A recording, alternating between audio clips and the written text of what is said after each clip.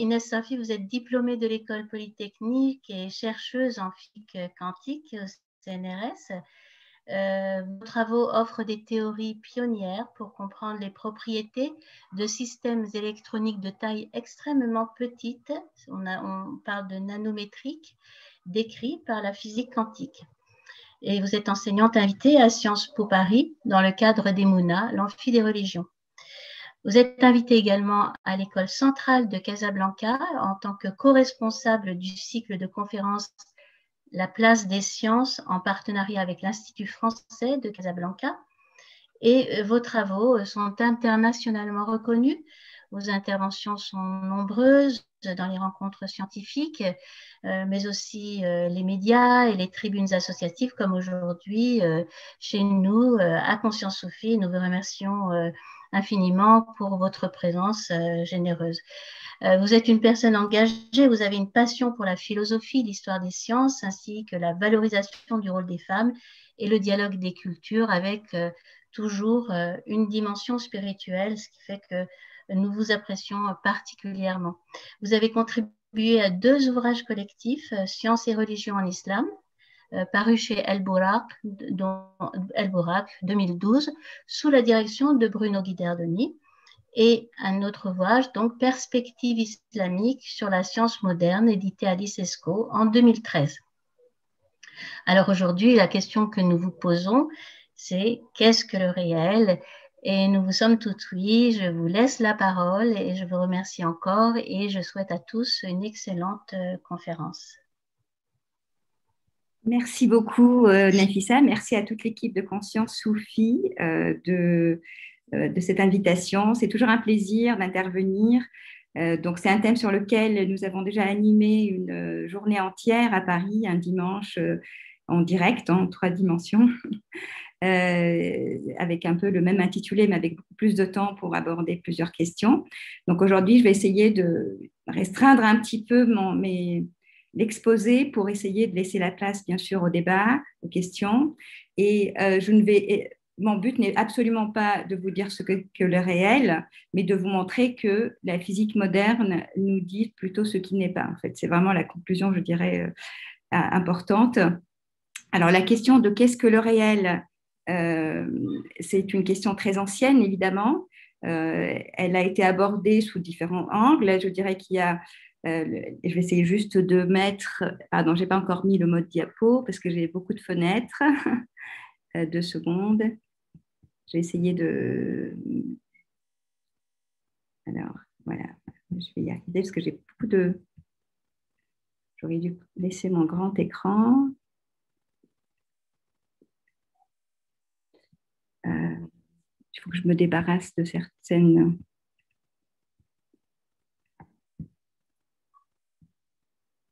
Excusez-moi, je n'arrive pas à accéder à la... Ah, ça y est, voilà, j'y suis. Et voilà. Est-ce que vous voyez les diapos? Oui? Oui. Bon, donc la recherche, il y a du réel, bien sûr, avec petit r et le réel avec grand R. Je vais essayer de rester sur le premier, avec une ouverture sur le second qui va être plus le sujet, à mon avis, de nos échanges. Donc, c'est une question que je ne vais pas aborder historiquement, mais elle a toujours été aussi au centre des différentes traditions spirituelles, hein, avec la question de l'intervention divine dans le réel, avec la question du déterminisme, hein, du libre arbitre, et à travers aussi l'histoire, par exemple, l'émergence de l'atomisme, qui avait vraiment finalement, qui a nourri, qui a permis l'émergence de la physique quantique, mais qui avait une visée complètement métaphysique. Et donc, la physique quantique fait partie de ce qu'on appelle les nouveaux paradigmes scientifiques, qui tranchent complètement avec la physique classique qu'on nous a enseignée sur les bancs du lycée. Et je trouve que c'est très important pour les leçons philosophiques qu'on peut en tirer, qu'on en soit conscient, qu'on la maîtrise un minimum, parce que elle nourrit vraiment énormément à la fois de débats philosophiques, puisqu'elle permet de trancher en faveur de certaines options philosophiques, d'éliminer même certaines options. Elle a cette puissance de pouvoir éliminer certaines options philosophiques. Et en même temps, c'est important aussi, je dirais, d'avoir cette compréhension d'éléments, de caractéristiques de la physique quantique pour qu'on ne soit pas non plus piégés par certains discours qui vont pousser l'usage de la physique quantique à l'extrême et de mettre du quantique partout. Et donc, je pense que c'est un peu une invitation aussi à une certaine rigueur, hein, afin d'être vigilant par rapport à je dirais certains développements autour d'exploitation de la physique quantique et de ces énigmes. Alors, effectivement, elle reste, même si, alors on dit qu'on ne comprend pas encore la physique quantique, en fait, on comprend comment elle fonctionne, mais ce qu'on ne comprend pas, c'est de quel réel elle nous parle. C'est un réel qui reste énigmatique. L'objectif, effectivement, c'est de comprendre un comportement visible de la matière qui nous entoure, des systèmes qui nous entourent, y compris d'ailleurs dans ceux qui sont dans cet ordinateur, dans vos téléphones. Et on essaye de comprendre ce comportement visible à travers des entités invisibles. Mais la nature de ces entités nous échappe, même si on a réussi à avoir une révolution technologique remarquable, même si rien n'a contredit la théorie quantique, on va dire, depuis, ça fait plus qu'un siècle. Toutes les expériences permettent de prédire en fait les comportements de ces entités, les comportements visibles, mais elles ne permettent pas de décrire ces entités. Donc, c'est prédire et non pas décrire. Et ce qui est intéressant, je trouve, c'est qu'elle énonce cette physique, ce cadre énonce des incertitudes avec une belle certitude. Et que le déterminisme semble aussi ébranlé. Le déterminisme qui domine aussi un peu nos pensées, si on pense au démon de Laplace, par exemple, au XIXe siècle. Elle permet aussi, comme je vous ai dit par rapport au débat donc, épistémologique, de questionner ce qu'on définit par rationalité ou par raison, ce qu'on définit aussi comme vérité scientifique, comment tester la véracité, la vérité scientifique, sachant qu'actuellement, nous avons tendance aussi à avoir une certaine autorité de l'argument scientifique quand on débat même de questions en dehors des sciences, y compris d'ailleurs dans la religion. Quand on dit c'est scientifique, on tranche le débat. Mais aussi, comment est-ce qu'on peut définir une science ? Est-ce que c'est vraiment la science pure que le cercle de Vienne espérait mettre en place, qui soit complètement débarrassé de la métaphysique ou pas ? On verra que ce n'est pas le cas. Et elle nous montre que les éléments de la méthode scientifique, qui a d'ailleurs, c'est une méthode qui a été développée en terre d'islam initialement, disons dans un long parcours, évidemment c'est une longue histoire, la rationalité et l'expérience, hein, ou c'est plutôt, bon, l'empirisme c'est un sens plus précis, mais je dirais la rationalité et l'expérimentation, ou l'observation, ne sont pas suffisants pour décrire le réel. Alors, pour être plus concrète, moi, j'aime beaucoup utiliser une métaphore des fèves. Alors, initialement, parce que j'avais commencé à donner cette conférence au Maroc, et j'avais des fèves d'argan, mais alors comme c'est plus long, je vais parler juste de fèves. Et imaginons donc c'est vraiment métaphorique, il n'existe pas de fève qui a un comportement quantique, mais imaginons que ces fèves peuvent avoir deux couleurs possibles, rouge ou verte. Le cœur des énigmes de la physique quantique, c'est qu'on peut aussi se permettre de construire quelque chose. Alors, ce quelque chose, je vais essayer un peu de le définir. C'est quelque chose qui superpose la couleur rouge et la couleur verte. Et donc, j'ai mis une certaine notation. D'ailleurs, c'est quelque chose de mathématique, ce sont des quêtes, mais peu importe. C'est-à-dire, je peux faire l'addition de deux états, alors vert, donc avec une couleur verte et une couleur rouge. C'est ce qu'on appelle techniquement le principe de superposition. Et c'est lui la source de tous les soucis ou de toutes les énigmes. Je ne dis pas, c'est un souci parce que c'est fascinant. Voilà. Alors pourquoi ? Parce qu'évidemment, quand je mélange, ce n'est pas un mélange de couleurs. Ce n'est pas pour obtenir, c'est comme si j'avais, je ne sais pas, le vert, je l'obtiendrais en mélangeant la couleur jaune et la couleur bleue, mais non, ce n'est pas le cas. D'accord ? Donc c'est quelque chose qui n'est pas cette superposition, en fait, n'a pas de couleur bien définie. Et c'est ça qui est très intriguant. Donc, si je fais cette somme, je ne suis pas en train d'additionner des fèves, c'est pour ça que j'ai mis une sorte d'halo gris, c'est pour dire que j'obtiens quelque chose qui n'a pas de couleur, donc il y a une sorte de superposition un peu dans ma fève quantique. Et en fait, c'est quoi ? C'est quelque chose, c'est une entité mathématique. C'est un peu, si vous voulez, comme une flèche sur un plan. C'est pour ça que j'ai mis des flèches ici. Une flèche, ça a une longueur et ça a une direction. C'est vraiment ça. C'est un outil mathématique. Cet outil mathématique, vous voyez que quand je prends la couleur verte bien définie, j'ai une flèche qui correspond à la couleur verte. Donc, j'associe cet outil mathématique à un état de couleur bien définie, vert. Là, il n'y a pas de problème. Je sais que la fève elle est pour sûr verte.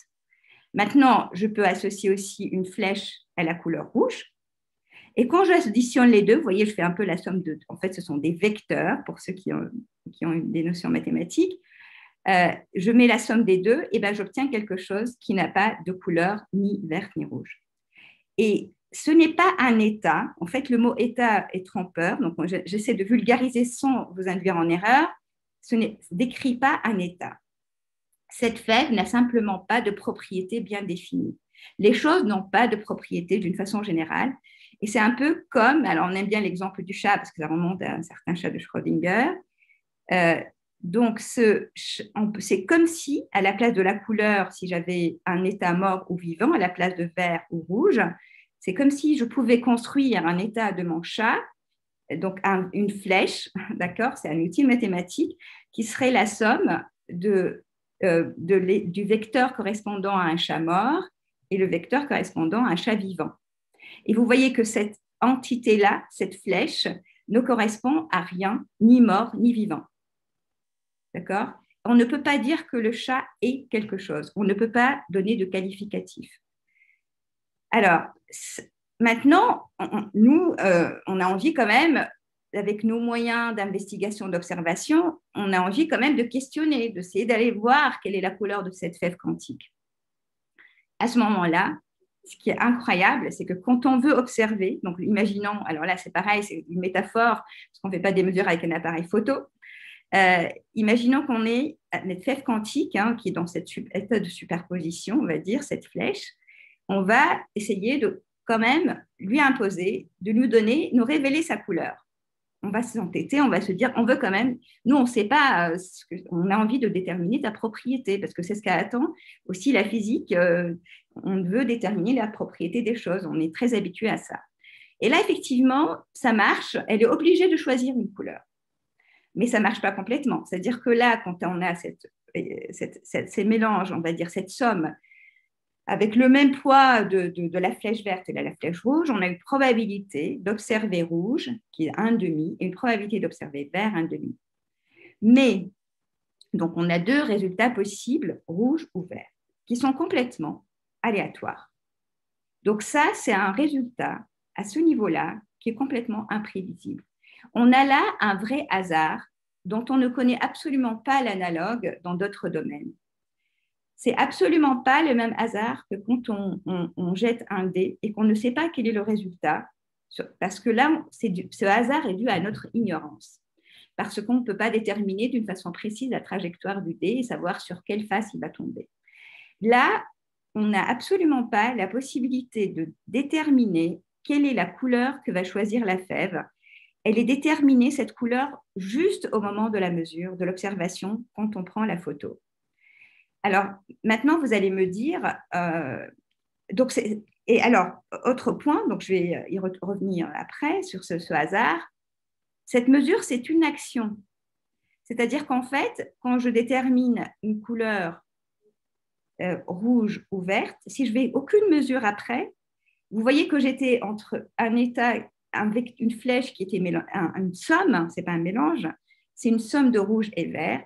Et quand je fais la mesure, je deviens dans soit rouge et je reste tout le temps rouge tant que je ne fais pas de mesure, soit vert et je reste tout le temps vert tant que je n'ai pas de mesure. Mais attention, ça ne veut pas dire que ma fève redevient classique. Elle reste quantique. Alors, vous allez me dire que pour résumer la mesure, c'est une action qui va obliger la fève à choisir, mais son choix est complètement imprévisible. Et après la mesure, une fois que le choix est fait, la fève garde cette couleur tant qu'elle n'est pas observée de nouveau. Donc, il y a une action qui est irréversible.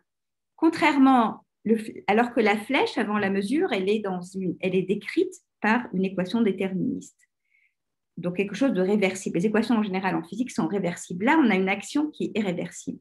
Et ce problème de la mesure a fait couler beaucoup d'encre et il est toujours irrésolu. Disons, il y a énormément, je vous parlerai tout à l'heure des interprétations, on n'arrive pas à comprendre, disons, à saisir cette action de la mesure d'une façon encore qui ferait l'unanimité. Alors, vous allez me dire ce hasard, comme je vous ai dit, comme un dé, c'est comme exactement si on avait un sac rempli d'un mélange moitié-moitié de fèves vertes et de fèves rouges. Et je prends une fève avec les yeux fermés, je mets ma main dans le sac. Et bien, s'il y a autant de fèves vertes que de fèves rouges dans mon sac, j'ai une chance sur deux de prendre, d'attraper une fève rouge et une chance sur deux d'attraper une fève verte. Donc, dans ce cas, c'est peut-être juste ça. Et c'est exactement la contestation qu'avait fait Einstein à l'époque. C'est que la propriété couleur, d'après Einstein, pour lui, doit être définie avant la mesure. Ce n'est pas possible qu'elle ne soit définie que parce qu'on lui donne l'ordre au moment de la mesure de choisir une couleur. Et en fait, non. Alors, il y a eu des expériences que je ne vais pas détailler qui montrent qu'en fait, cette propriété ne peut pas être attribuée avant la mesure. Ce sont des fameuses expériences des inégalités de Bell que je n'ai pas le temps de détailler, qui montrent d'ailleurs la non-séparabilité de deux fèves quantiques. Mais cette superposition quantique, c'est-à-dire que si j'ai un sac de fèves quantiques, je vais faire un ensemble de mesures sur plusieurs fèves. Effectivement, je vais trouver la moitié, puisque la probabilité est en demi d'avoir rouge ou vert, je vais obtenir la moitié des fèves qui sont rouges et la moitié qui sont vertes. Mais ce n'est pas du tout un mélange statistique comme mon sac de mélange donc de fèves rouges et vertes. Alors, pour vous convaincre que ce n'est pas le cas, si c'était un sac, imaginons maintenant que mes fèves ont une saveur, par exemple sucrée et salée. Vous voyez, si j'ai un sac comme ça, je peux goûter tout à fait ma fève et la couleur ne va pas changer quand je goûte ma fève. D'accord ? Je peux savoir si elle est sucrée ou salée. Avec une fève quantique, supposons que cette superposition, elle peut avoir un goût donné. Je peux construire ce fève quantique, j'ai mis un S, elle peut être sucrée. C'est peut-être un peu compliqué ce que je dis là, mais je vais essayer de... en fait, donc je fais la mesure de la couleur, comme je vous ai montré tout à l'heure. Donc là, je ne vais rien changer. Sauf que maintenant, je vais goûter la fève après avoir mesuré la couleur. Et en fait, je pars d'une fève qui a une couleur, qui a un goût sucré. Et une fois que je mesure la couleur, la saveur n'est plus déterminée. Donc, si je la goûte après avoir mesuré sa couleur, eh ben, j'ai autant de chances qu'elle soit sucrée ou amère. Alors ça veut dire en fait quelque chose. Ça veut dire que l'ordre dans lequel je vais mesurer la couleur et la saveur va être très important. Parce que je pourrais faire l'inverse aussi, mais là aussi, le résultat à la fin va dépendre du contexte. C'est la contextualité. En fait, il y a une inséparabilité spatiale en physique quantique, mais il y a aussi une inséparabilité temporelle. C'est-à-dire que le résultat que je vais observer à la fin va dépendre de l'enchaînement des mesures, de l'histoire de mes mesures, ce qui est complètement différent d'un mélange statistique. Et là, ce que je dis là, c'est qu'on ne peut pas connaître simultanément la couleur et la saveur de la fève. Entre parenthèses, vous avez peut-être pas entendu parler du principe d'incertitude d'Heisenberg. En fait, c'est un peu ça qui est exprimé ici. En fait, c'est un principe d'indétermination. Ce n'est pas incertitude si on veut être très rigoureux. Donc, c'est une indétermination ici de la saveur et de la couleur. Maintenant, vous entendez peut-être parler aussi de ce qu'on appelle la dualité entre corpuscules. J'aime pas le mot dualité et je vais essayer de vous expliquer pourquoi. Parce que potentiellement, les particules quantiques, par exemple des électrons, par exemple les photons de la lumière, ont à la fois une potentialité vers des propriétés de type ondulatoire ou corpusculaire. Et je trouve qu'il y a une expérience qui exprime, je ne peux pas m'empêcher de vous la montrer parce qu'elle était classée récemment même, il y a eu un sondage parmi les physiciens, on l'a considérée, même si elle remonte au début, donc à l'émergence en fait de la physique quantique, on la considère un peu comme la plus belle expérience de la physique. Et elle résume vraiment à la fois cette double, je dirais, nature corpusculaire ondulatoire, mais aussi l'action de la mesure que je viens de vous montrer. Donc, j'ai gardé quand même le mot dualité, puisque c'est comme ça qu'elle apparaît souvent. Donc, c'est quoi ? Je prends une source. Vous voyez ma flèche là ? Oui. Donc, je prends une source ici qui peut émettre à la fois, ça peut être des électrons, ça peut être des photons, donc de la lumière, par exemple, une source laser. Et dans les deux cas, vous voyez, on a la matière et la lumière qui vont se comporter exactement de la même façon dans les diapos qui vont suivre. Il y a une sorte d'unification entre les comportements de la matière, essentiellement les électrons, on va dire, mais aussi des atomes. Elle a été faite avec des atomes, avec des molécules très grosses, qui est impressionnant, et la lumière, un laser par exemple. Maintenant, d'abord, imaginons qu'on ait des corpuscules, c'est comme des billes ou des balles, et on va mettre deux fentes sur. Donc, on a un premier écran avec deux fentes. Puis, on a un écran derrière qui va détecter, il va y avoir des impacts sur l'écran pour ce qui va arriver sur l'écran. Quand j'ai des corpuscules, évidemment, certaines vont peut-être être reculées vers l'arrière parce qu'elles vont arriver sur les fentes, sur les bords, etc. Mais bon, elles vont passer. Donc, on va essentiellement avoir on va dire, un ensemble d'impacts ici face à la première fente et un ensemble d'impacts sur la face à la deuxième, avec quelques impacts un peu perdus entre les deux. Donc là, il y a, je pense, pas de problème. Maintenant, je fais ça avec des ondes, avec la lumière. Ça, c'était une expérience de Jung, en fait, ancienne, qui a permis de trancher en faveur de la nature ondulatoire de la lumière. Ça vous rappelle peut-être quand vous avez deux points, deux petites sources à la surface de l'eau, vous voyez des figures d'interférence. Pourquoi? Parce qu'il y a le principe de superposition dont je vous ai parlé pour les ondes. Et donc, les ondes s'ajoutent et quand elles arrivent en phase, en fait, elles vont s'amplifier. Quand elles arrivent en opposition de phase, elles vont il va y avoir une somme qui est nulle. Donc, on va voir sur l'écran un ensemble de franges, on appelle ça les franges d'interférence, où on a la somme qui est nulle ici dans les parties sombres et la somme qui est plutôt accentuée dans les parties qui sont lumineuses. Donc, jusque-là, c'est classique, on va dire. C'est le comportement, ce qu'on attend de la matière, normalement, des corpuscules et de la lumière. Sauf que là, on va prendre particules quantiques, en fait, la lumière, les lasers, maintenant, on arrive à émettre des photons dilués avec les technologies, en tout cas, modernes. Et là, il y a quelque chose qui va se passer, c'est que ce soit avec des lumières ou des électrons, on va avoir des impacts corpusculaires sur l'écran, y compris avec la lumière. Alors, la nature corpusculaire de la lumière, ça remonte à Ibn al-Haytham, qui a été repris, son idée a été reprise par Newton, ensuite rejetée, bon, c'est toute une histoire. Et là, on est à la fois, on est obligé d'admettre qu'il y a à la fois une nature corpusculaire et ondulatoire de la lumière, mais aussi pour la matière. Donc là, vous voyez quoi? Ce qui est très impressionnant, ça c'est sur l'écran, vous voyez qu'il y a quand même des impacts corpusculaires et puis vous attendez longtemps et vous voyez former des figures d'interférence. Alors, ce n'est pas du tout évident quand on y pense. Parce que si vous voyez que là, c'est comme si vous avez l'électron ou le photon de lumière qui interfère avec lui-même. Mais ce n'est pas du tout facile à comprendre. Et la physique quantique, le formalisme de la physique quantique nous permet d'expliquer cette expérience. Mais pour vous montrer aussi l'effet de la mesure, je vais maintenant essayer, parce que je vais me dire, mais quand même, il doit y avoir une fente, je vais essayer encore de forcer, comme tout à l'heure pour la couleur, de forcer ma particule à me dire par quelle fente elle passe, parce qu'il faut qu'elle passe par quelque part, surtout un électron, hein, c'est plus dur à imaginer comment un électron peut générer des figures d'interférence. Et là, l'action dont je vous ai parlé tout à l'heure, elle est là, c'est-à-dire que je mets un observateur, il va essayer de voir par quelle fente elle passe, et là, il n'y a plus de figure d'interférence, il n'y a que la nature corpusculaire qui se révèle.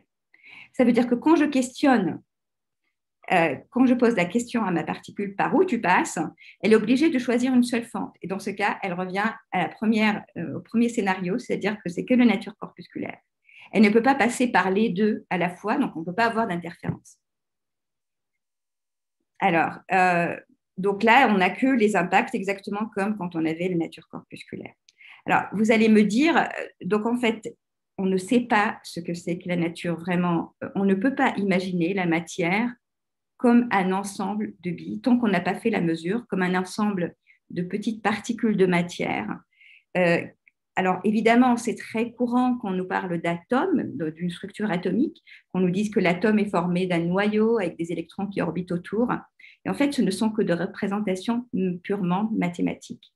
Elles n'ont pas vraiment de réalité physique tant qu'on n'est pas allé les observer. Vous allez me dire, on nous montre des atomes quand même dans des images. En fait, on ne voit pas les atomes tels qu'ils sont. On ne peut pas accéder à la nature de cette matière telle qu'elle est. C'est parce qu'on a questionné, quand on observe les atomes, en fait, la propriété qu'on mesure, c'est la position. Tout à l'heure, je vous ai parlé d'une propriété qui est la couleur. Disons, métaphore, c'est une métaphore. Je vous ai parlé d'une propriété qui est par quelle fente passe la particule. Là, quand on observe un atome, on prend une photo ici, par exemple comme ce film d'animation qui a créé par IBM en déplaçant des atomes. Eh ben, en fait, on les oblige à choisir une position. Donc, on a l'impression qu'ils sont localisés, qu'ils ont une nature corpusculaire. Mais avant la mesure, on ne sait pas. Et donc, cette représentation, évidemment, en termes d'atomes, est très efficace, mais ce ne sont que des entités mathématiques, et d'ailleurs qui ne sont pas séparables, parce que j'ai fait allusion rapidement à la non-séparabilité. Des atomes, quand on pense à des particules de matière, ça veut dire que c'est vraiment des choses séparées dans l'espace. Alors que non. D'ailleurs, même les interférences de Young ont quelque chose sur la non-séparabilité. Elles disent quelque chose là-dessus. Alors là, j'aime beaucoup cette citation d'un prix lauréat d'un prix Nobel de physique des particules. En fait, c'est un spécialiste. Et il dit que quand on lui pose la question « qu'est-ce que c'est qu'une particule élémentaire ?» il répond « je devrais admettre que personne ne le sait réellement ». Alors, qu'est-ce que le réel maintenant à l'échelle microscopique? C'est un petit r. Comme je vous ai annoncé au début, la physique moderne ne nous dit pas ce qu'il est. C'est une approche apophatique, négative du réel. Elle nous dit ce qu'il n'est pas. Il est en fait non déterministe. Donc, je vous ai parlé du vrai hasard. Il n'y a pas de propriété déterminée avant. Il est non séparable. En fait, c'est à la fois dans l'espace et dans le temps. Il est non local. Et on ne peut pas parler de trajectoire. On ne peut pas parler de bille comme quand on lance une bille et qu'on voit, on peut déterminer sa trajectoire. Ça veut dire sa vitesse et sa position en même temps. La vitesse et la position ne peuvent pas être déterminées simultanément, exactement comme la couleur et la saveur de ma fève quantique. Alors, pour la partie scientifique, je mentionne aussi Enrico Fermi, qui est là aussi des grands noms de la physique quantique, exprime très bien en disant « Avant de venir ici, j'étais confus sur ce sujet. Après avoir écouté votre conférence, je suis encore plus confus, mais à un niveau plus élevé. » J'espère que c'est bien votre cas. Maintenant, les ouvertures philosophiques, on va dire. Qu'est-ce que ça donne comme leçon philosophique? Il y a d'abord une option philosophique qui est adoptée par la majorité des physiciens, y compris dans mon laboratoire, qu'on appelle l'opérationnalisme. Alors, John Bell, qui a joué un rôle très important pour montrer que justement, il n'y avait pas de propriété avant la mesure, disons, qui a prédit l'expérience de pensée, qui a permis de trancher qu'il n'y avait pas de propriété avant la mesure, a dit qu'à toute fin pratique, tout va bien. Effectivement, comme je vous ai dit, la puissance prédictive de la physique quantique est énorme, à un degré que maintenant, toutes les applications en termes de communication, des technologies de la communication, de laser, d'IRM, etc., en sont la preuve. Alors, mais dans cette option-là, on ne se pose plus la question de décrire, on se contente effectivement de prédire. Alors, évidemment, donc, il y a cette efficacité, la révolution technologique, etc. C'est une forme de réalisme, le réalisme qui suppose qu'il y a un réel indépendant de nous. Alors, ce réel, même si on ne le décrit pas, on a un modèle qui est réaliste. Ce sont des représentations mathématiques. Mais il y a plusieurs représentations mathématiques équivalentes. Donc, il y a quand même un souci avec ça, même ce réalisme du modèle. Donc, ce sont des entités, comme la superposition dont je vous ai parlé, mais on ne se pose plus la question de savoir, en tout cas dans une partie non négligeable des scientifiques, disons des physiciens dans ce domaine, ne se pose plus la question de ce que c'est que l'ontologie, que l'être, quel est vraiment le réel derrière. Mais il y a plusieurs physiciens aussi qui n'ont pas envie d'opter pour ça et qui ont envie de vraiment, qui recherchent à savoir quel est vraiment ce réel microscopique qui est caché, qui nous est caché finalement. Et donc Heisenberg, que j'ai mentionné tout à l'heure, évoque par exemple plusieurs niveaux de réalité. En fait, dès qu'on cherche à comprendre ce que c'est que cette matière, on est obligé d'avoir recours à notre imagination, mais aussi à nos propres croyances. On n'est plus dans l'objectivité scientifique tant qu'on imagine, qu'on attend de la science, puisque chaque physicien va essayer de trouver une interprétation de ces résultats, de ce qui est caché derrière, de ce qui est avant la mesure, dans les choses telles qu'elles sont. Est-ce qu'il y a vraiment des choses telles qu'elles sont? selon sa propre trajectoire, expérience, croyance. Donc, je donne juste quelques exemples que je parcours très brièvement. Donc, on parle de plusieurs niveaux de réalité. Alors, on parle aussi de mondes multiples, Everett, en fait, ça c'est vraiment quelque chose de très, on va dire, c'est vraiment de la métaphysique. On n'est plus dans la physique, on n'est plus dans la séparation entre physique et métaphysique, telle qu'on a pu présenter la science, en tout cas, ou la physique dans le lycée, ou le projet positiviste de la fin du XXe siècle. Alors, un autre physicien qui était à Orsay, qui est décédé, qui a énormément écrit, disons, qui a une pensée très riche, qui s'est intéressé justement à cette frontière, qui ne s'est pas contenté de prédire, mais qui voulait aussi réfléchir, c'est Bernard d'Espagna qui parle de réel voilé.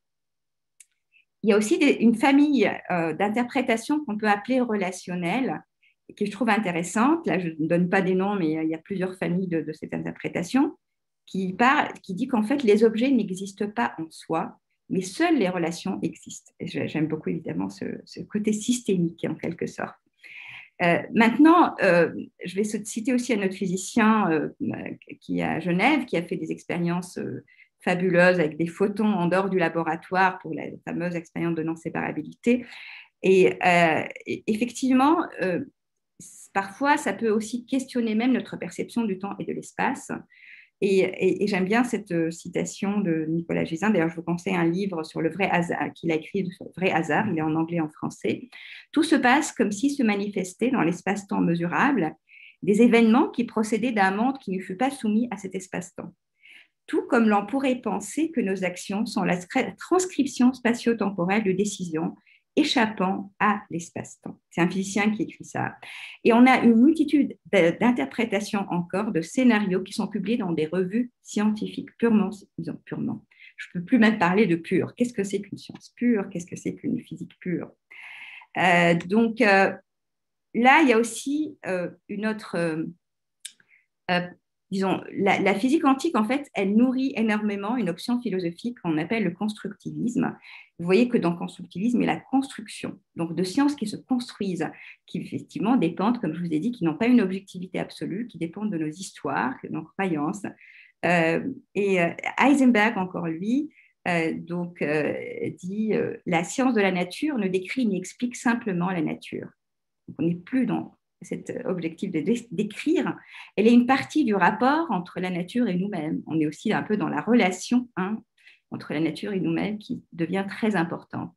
Elle décrit la nature en tant qu'exposée à notre méthode d'interrogation. Voilà, parce que ça dépend de la façon dont on interroge ce réel microscopique que le résultat émerge. Karl Popper, un grand philosophe des sciences, disait aussi: les théories scientifiques sont comme des filets rationnels créés par nous et destinés à capturer le monde. Elles ne doivent pas être confondues avec une représentation complète de tous les aspects du monde réel, pas même si elles sont très réussies, ni même si elles semblent donner d'excellentes approximations du réel. Il y aurait de quoi dire sur le constructivisme. Et donc, ce qui est très important, c'est qu'avec le constructivisme et avec les interprétations multiples, on a en fait un exemple, une illustration du fait qu'il y a une porosité entre les domaines scientifiques, philosophiques et même mystiques. D'ailleurs, Heisenberg lui-même était très nourri, c'est quelqu'un qui était un grand admirateur de Goethe, en particulier le Diwan que Goethe avait écrit en honneur de Hafez, qui est très imprégné de la métaphysique islamique. C'est mon collègue Carlo Rovelli que je vous conseille de lire, qui est vraiment quelqu'un de fascinant, qui mentionne l'influence de la métaphysique sur Heisenberg, mais aussi Schrödinger, qui était aussi orienté, très influencé, qui était aussi un philosophe. En fait, il voulait faire de la philosophie initialement. Donc, Schrödinger est un autre fondateur de la physique quantique, un des acteurs importants, et qui s'est orienté aussi vers plutôt le bouddhisme. Et en fait, il y a une porosité qui fait que Heisenberg, ce qu'il a fait, c'est qu'il a fait vraiment un pas géant, une transition, parce que jusque-là, on essayait de comprendre les expériences en restant dans le schéma initial de la physique classique et en rajoutant un peu quelques ingrédients. Et Heisenberg a fait un pas énorme parce qu'il s'est dit tout d'un coup, je ne vais pas réfléchir en termes d'objets en soi, justement en termes de relations, encore une fois, en déterminant des observables, et c'est questionner effectivement, comme il le disait dans sa citation, notre rapport au monde, finalement, le monde se révèle à nous en fonction de la façon dont on le questionne. Et je pense que c'est vrai d'ailleurs par rapport au texte aussi sacré, entre parenthèses. Et donc, ces modes de connaissances multiples se nourrissent mutuellement. Effectivement, on a tendance à associer l'observation et le raisonnement à la méthode scientifique, le raisonnement à la philosophie, l'intuition à la mystique. Mais en fait, l'intuition, on la retrouve aussi chez les fondateurs de la physique quantique et même chez nous, pas au niveau des mystiques, bien évidemment, mais l'intuition est toujours présente. Il y a un mélange de toutes ces facultés, de l'expérience, de la dialectique, de l'inspiration. Et on ne peut pas, je dirais, cloisonner ces domaines d'une façon nette, comme on a tendance à le faire, ni opposer savoir et croire. Puisque dans l'acte, je dirais qu'on croit aussi dans les méthodes qu'on utilise, on est aussi imprégné par nos croyances quand on interprète, par exemple, la physique quantique. Et dans la mystique, il y a aussi une raison implicite, comme vous le savez très bien, ce n'est pas irrationnel comme voie. Alors, il y a une leçon qui me paraît importante, c'est la vision mécaniste et matérialiste du monde. Dans cette porosité, en fait, on est affecté par les sciences dans notre façon de faire la philosophie ou de faire même, ou dans le domaine religieux. Donc, l'influence négative, je dirais, de la physique classique ou de la vision cartésienne, c'est que notre rapport au monde est influencé par cette vision mécaniste cartésienne. Alors là, j'ai mis juste un schéma de Jazari, parce qu'évidemment, la mécanique, je ne suis pas du tout en train de bannir la mécanique, elle est très importante, mais c'est le fait de l'élargir à tous les champs, y compris pour certains matérialistes, des neurologues, qui considèrent que même le cerveau humain est un ensemble de mécanismes, de réactions physico-chimiques. Et donc, c'est une vision réductrice ça généralise aussi à notre vision de la société comme un ensemble d'individus avec des mécanismes entre nous.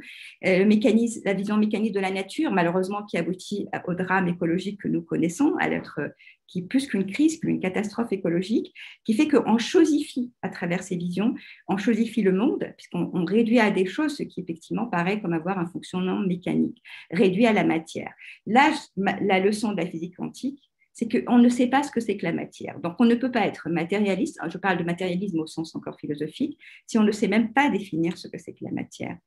Et justement, cette généralisation de la mécanique, qui est une génération moderne, mécanique moderne du salut, j'appellerais ça, il y a une confiance de la rationalité qui aveugle. Ça ne veut pas dire là aussi que la rationalité n'a pas nourri tous les champs des savoirs, de la spiritualité islamique, la théologie, mais c'est une confiance qui vient d'une forme de scientisme, une confiance dans la méthode scientifique comme étant la seule à pouvoir nous guider vers une vérité. Et donc, on trouve cette forme de rationalité, de confiance démesurée dans la théologie.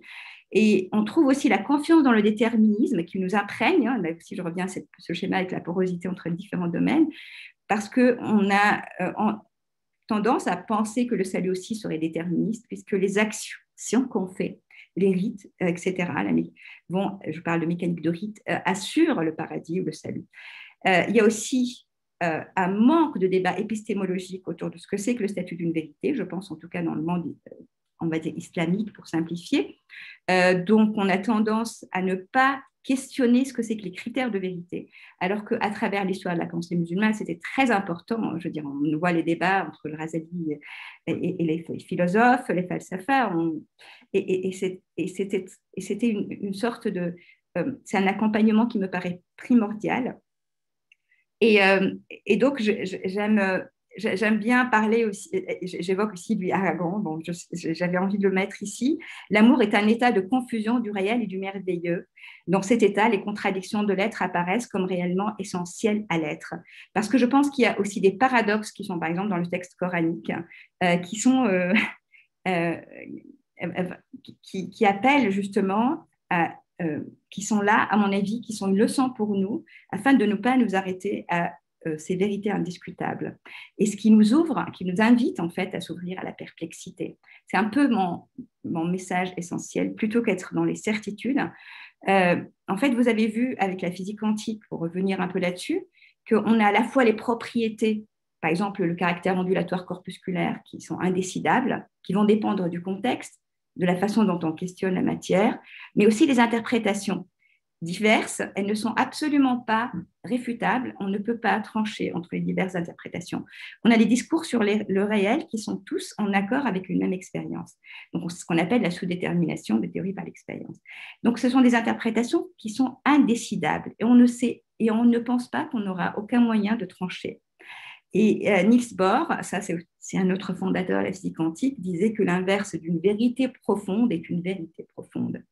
Donc, ça nous invite, hein, c'est une leçon que j'ai envie de tirer, la multiplicité des discours sur le réel. Mais c'est aussi en dépassant notre niveau de cette vision matérialiste de notre monde, de monde sensible, de la réalité sensible, et ce matérialisme philosophique, qu'on peut concevoir que des formes apparemment divergentes à notre niveau puissent converger à notre niveau de réalité. C'est ça, ça s'applique bien sûr au féminin masculin, aux diverses religions, etc. Et la perplexité du connaissant est supérieure à la perplexité du scientifique. Donc ça, c'est une citation avec laquelle j'ai ouvert ma contribution au premier livre collectif. C'était la science que j'ai acquise de lui n'est que perplexité à son égard par le grand Cheikh Akbar ibn Arabi, le grand cheikh. Et donc, cette ouverture à la perplexité est pour moi une thérapie à l'exclusion, une ouverture à l'altérité et au-delà à l'unicité. Et l'unicité, justement, elle est au-delà de la dualité. Et je vais terminer par cette citation de l'émir Abdelkader dans les Haltes, el Mawaqif. Les initiés, que Dieu soit satisfait d'eux, ne professent pas la dualité. Ils n'ont jamais parlé de deux entités distinctes, dont l'une serait l'être primordial et l'autre l'existence créée, si bien que l'on pourrait s'unir à l'autre ou s'y fondre. La réalité de l'être, selon eux, est unique. Elle n'est pas susceptible d'être parcellisée, ni fractionnée, ni multiple. Aussi, c'est par lui qu'elles se sont manifestées, et par elle qu'il se manifeste, bien qu'elle soit dépourvue de toute réalité. Et j'aime beaucoup cette miniature en illustration. Voilà, je vais m'arrêter là.